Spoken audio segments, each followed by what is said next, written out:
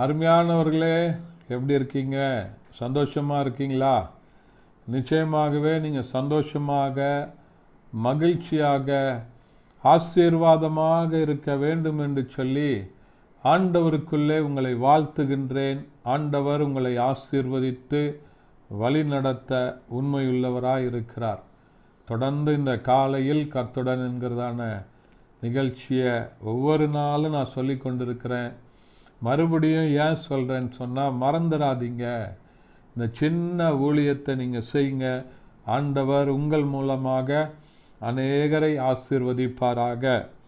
இந்த நாளின் செய்திக்கு ஆதாரமாக நாம் தெரிந்து கொள்ளப்பட்ட வேத பகுதி யோவான் எழுதின சுவிசேஷம் 4ஆம் அதிகாரம் 50வது வசனம்.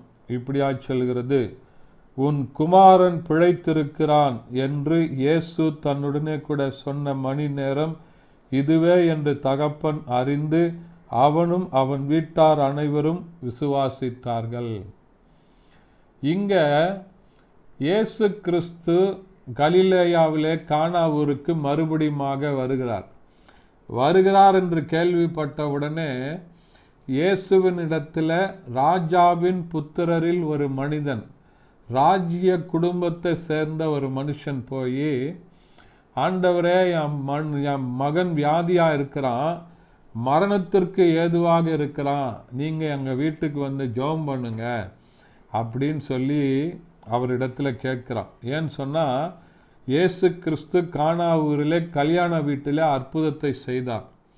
இயேசு அற்புதத்தின் தேவன் என்று சொல்லி அவன் அறிந்திருந்தபடினால, எப்படி ஆண்டவர் அந்த கல்யாண வீட்டில் திருமண வீட்டை ஆசீர்வதித்தார்.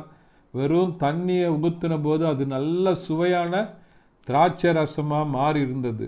அப்போ இயேசுவை பற்றி அவன் கேள்விப்பட்டதுனால அவனுடைய மகன் வியாதிப்பட்டு மரணத்திற்கு ஏதுவாக இருக்கிறான்.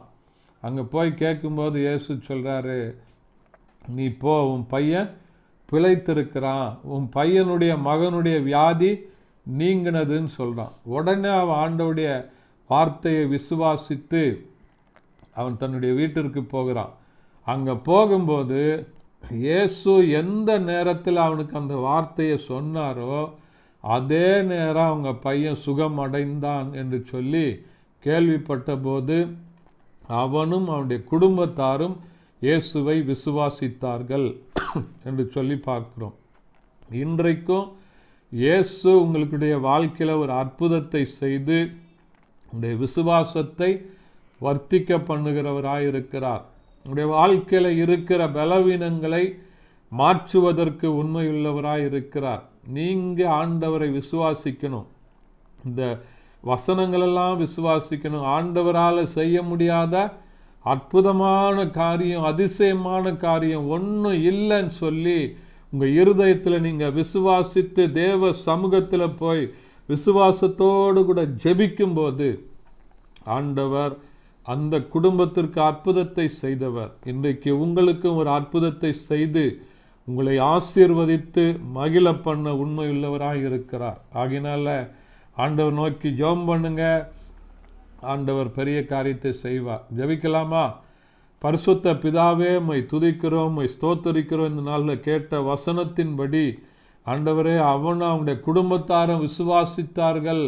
அற்புதத்தை பார்த்து அவனுடைய மகனுக்கு நீர் சுகத்தை கொடுத்தீர் என்று சொல்லி பார்க்கிறோமே. பலவீனத்தோடு வியாதியோடு இருக்கிறவர்களை ஆண்டவர் தொடுவீராக, சுகப்படுத்துவீராக. இயேசுவின் நாமத்தில் பிதாவே, amen. Thank you. God bless you.